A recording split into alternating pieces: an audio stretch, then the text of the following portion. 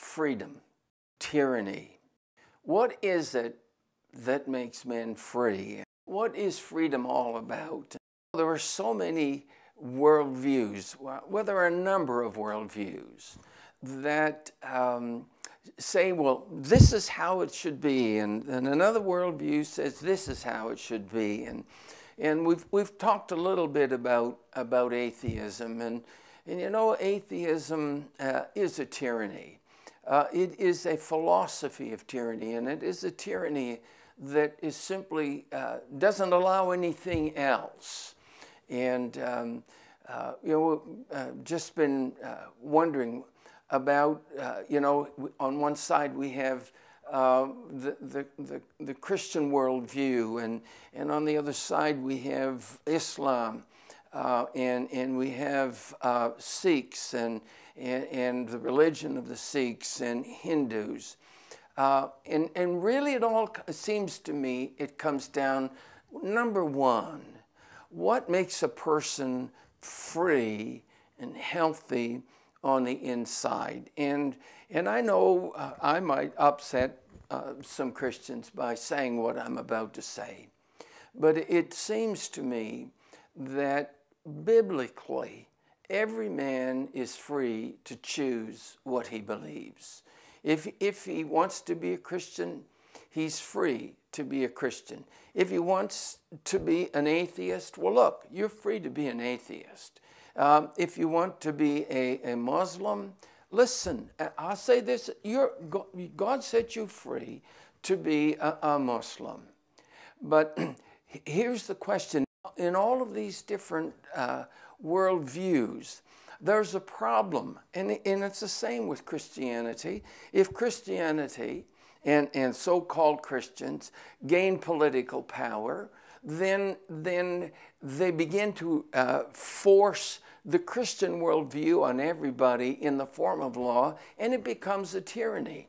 If as atheists gain control of our Western cultures and gain influence over our governments and law, they simply legislate their law on us, and atheism becomes a tyranny. And they're still free to be atheists, but they're not free to force me to be an atheist any more than I, as a Christian, can force you to be a Christian. You need to choose what you believe, but you need to stop and think about it. What does it mean to be a Christian? Stop and think about it. What does it mean to be an atheist? Stop and think about it. Listen, behind atheism, there's nothing. You believe in nothing. Ultimately, it is nothing. It all comes up out of nothing. If you're going to be a Muslim, then think about it. What does it mean to be a Muslim? Now, it doesn't matter any one of these worldviews, Christian, atheist, Islam, when they gain political authority, when they rise up to the place where they have political authority and authority over law and over the courts and over the culture, every single one of them becomes a tyranny. Now, all we have to do is look at the people in Iran, for example, in these days. There's this tremendous reaction against the political tyranny of atheism. The people in Iran are Muslim, whatever degree of Muslim they are, I don't know, but the reality of it is they want to be free.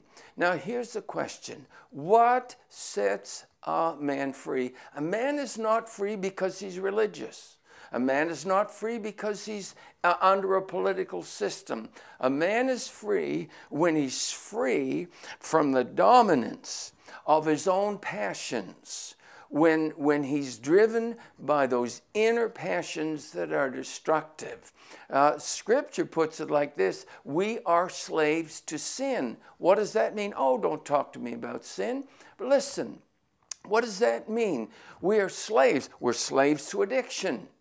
We are slaves to alcohol. We are slaves to sex. And that can be the atheist, that can be the Christian, and we see it all the time in Christians, and it's like we're surprised. And it can be the same for Muslim. I was in a Muslim country, ministering in a Muslim country a few years ago, and a medical doctor came to me. And he said, how do I get people free from alcoholism? And it's supposed to be a banned substance.